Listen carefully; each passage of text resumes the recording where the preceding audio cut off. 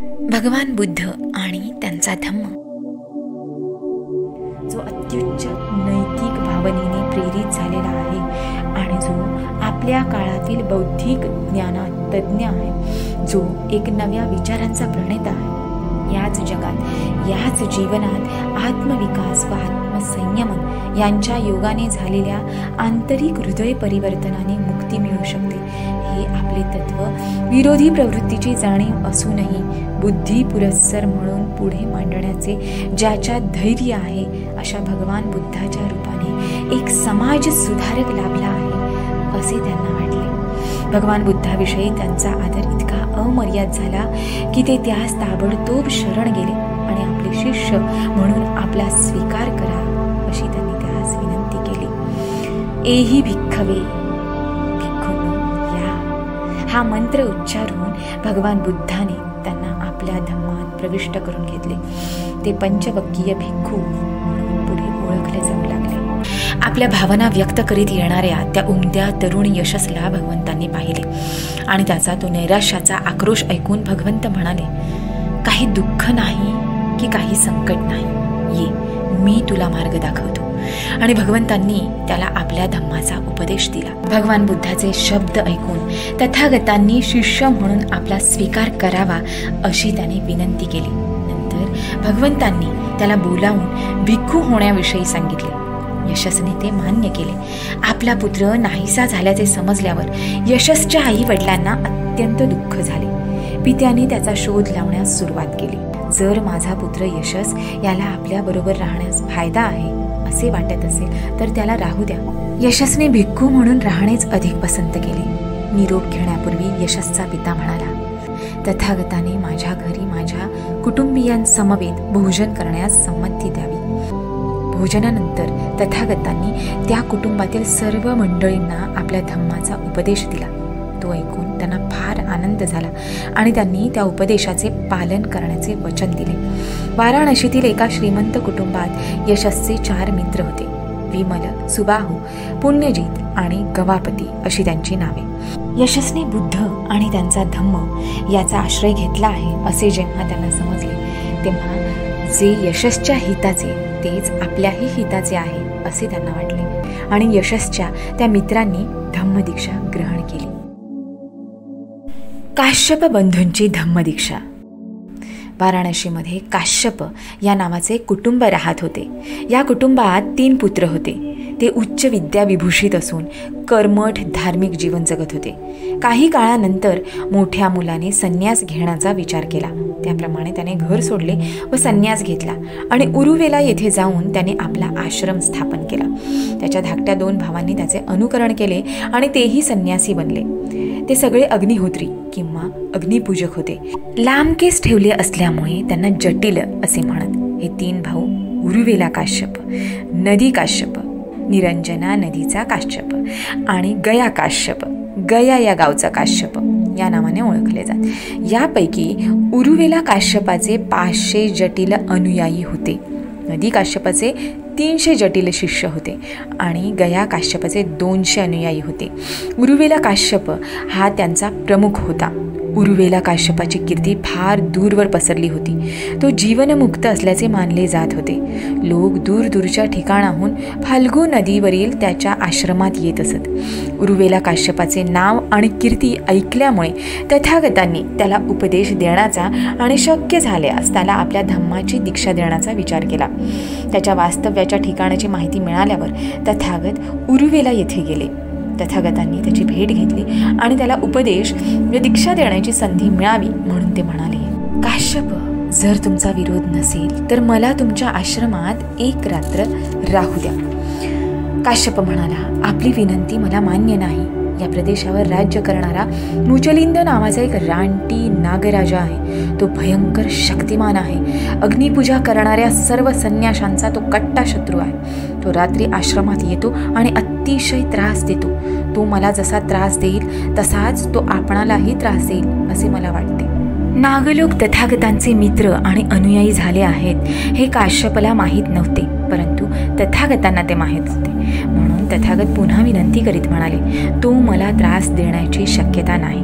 काश्यप, कृपा करा आणि आपल्या अग्निशाळेत मला एक रात्र राहण्यासाठी जागा द्या. काश्यप अनेक अडचणी सांगू लागला आणि तथागत त्याला पुन्हा पुन्हा आग्रह करू लागले.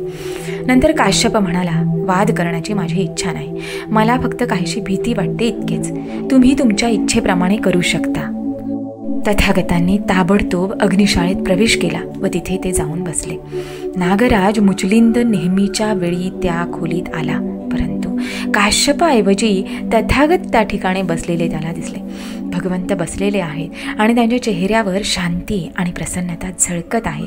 हे पाहून मुचलिंदाला वाटले की आपण एका महान विभूतीच्या सानिध्यात आलो आहोत आणि तो नतमस्तक होऊन त्यांची पूजा करू लागला.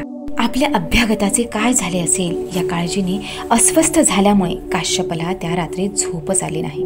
बहुधा त्याला भस्मसात केले असेल या शंकेनेच तो भीत उठला. नंतर उजाडल्यावर काश्यप आणि त्याचे एकूण एक अनुयायी काय घडले असावे हे पाहण्यासाठी आले. मुचलिंदाकडून भगवंतांना काही दुखापत झालेली तर त्यांना दिसले नाहीच. उलट मुचलिंद भगवंताची पूजा करीत असल्याचे त्यांना आढळले. ते दृश्य पाहून काश्यपाला वाटले की आपण एक महान चमत्कार पाहत आहोत. या चमत्काराचा परिणाम होऊन काश्यपाने तथागतांना आपल्याजवळ राहण्याची आणि आश्रम स्थापन करण्याची विनंती केली. त्यांची काळजी घेण्याचे त्याने आश्वासन दिले. तथागतांनी तेथे राहण्याचे मान्य केले. त्या दोघांचे हेतू निरनिराळे होते. काश्यपाचा हेतू मुचलिंद नागापासून आपणास संरक्षण मिळावे हा होता. तथागतांना वाटले की एके दिवशी काश्यपाला आपला धम्मोपदेश देण्याची आपल्याला संधी लाभेल, पण काश्यपाने त्याविषयी काहीच अनुकूलता दाखवली नाही. तथागत केवळ चमत्कार करणारे आहेत, बाकी काही नाही असे त्याला वाटले. एके दिवशी आपण स्वतःच त्या बाबतीत पुढाकार घ्यावा असे तथागतांना वाटले आणि त्यांनी काश्यपाला विचारले, तुम्ही अरहंत आहात काय? जर तुम्ही अरहंत नसाल तर या अग्निहोत्रामुळे तुमचे काय हित होणार आहे? काश्यप म्हणाला, अरहंत होणे म्हणजे काय हे मला माहीत नाही, आपण ते मला स्पष्ट करून सांगाल का? नंतर भगवंत काश्यपाला म्हणाले, अष्टांग मार्गापासून च्युत करणाऱ्या सर्व वासनांना ज्याने जिंकले आहे तो अरहंत. अग्निहोत्रामुळे मनुष्य पापमुक्त होऊ शकत नाही. काश्यप हा एक अहंमन्य पुरुष होता, परंतु तथागताच्या विधानातील सामर्थ्य त्याला जाणवले. प्रथम मनाची नम्रता व शालीनता व्यक्त करून आणि शेवटी खऱ्या धर्माला पात्र होण्याची तयारी करून त्याने हे मान्य केले की जगद्वंद्य भगवंताच्या बुद्धिमत्तेशी आपल्या क्षुल्लक बुद्धिमत्तेची तुलना करता येणे शक्य नाही. आणि शेवटी खात्री पटल्यावर अत्यंत नम्रतेने भगवंताचा सिद्धांत मान्य करून उर्वेला काश्यप त्यांचा अनुयायी झाला. गुरुला अनुसरून काश्यपाच्या अनुयायांनी तितक्याच नम्रतेने धम्माची शिकवण स्वीकारली.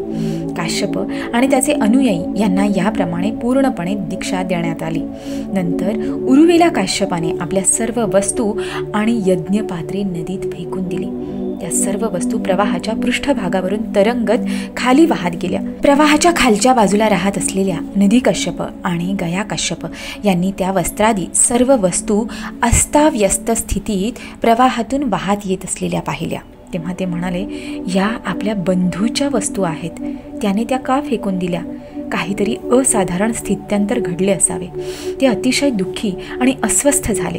ते दोघेही आपल्या 500 अनुयायांसह भावाला भेटण्यासाठी प्रवाहाच्या वरच्या बाजूला जाऊ लागले. त्याला आणि त्याच्या अनुयायांना श्रमण वेशात पाहून चमत्कारिक विचार त्यांच्या मनात आले आणि त्याच्या कारणांची त्यांनी चौकशी केली. बुद्धाच्या धम्माच्या दीक्षेची हकीकत उर्वेला काश्यपाने त्यांना सांगितली. आपल्या भावाने जर असे केले आहे तर आपणही त्याचे अनुकरण करावे असे ते म्हणाले. त्यांनी आपली इच्छा मोठ्या भावाजवळ प्रकट केली. नंतर त्या 2 भावांना त्यांच्या सर्व अनुयायांसह धम्म आणि अग्निहोत्र याविषयी भगवंताचे तुलनात्मक प्रवचन ऐकण्याकरिता आणण्यात आले. त्या बंधुद्वयाला दिलेल्या प्रवचनात तथागत म्हणाले, लाकडावर लाकूड घासल्यावर जसा अग्नी बाहेर पडतो तसा विचारांच्या गोंधळामुळे अग्नी निर्माण होतो आणि अज्ञानाचा काळा धूर वर येतो.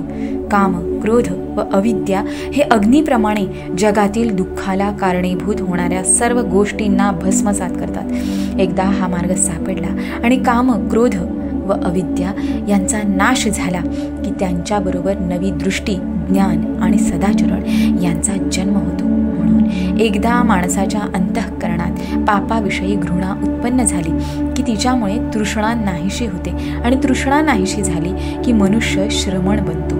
भगवान बुद्धाचे प्रवचन ऐकल्यानंतर त्या महर्षीचा अग्निपूजेविषयीचा आदर नष्ट झाला आणि बुद्धाचे शिष्य होण्याची त्यांनी इच्छा व्यक्त केली. काश्यपांची धम्मदीक्षा हा तथागतांचा महान विजय होता, कारण लोकांच्या मनावर त्यांचा जबरदस्त प्रभाव होता.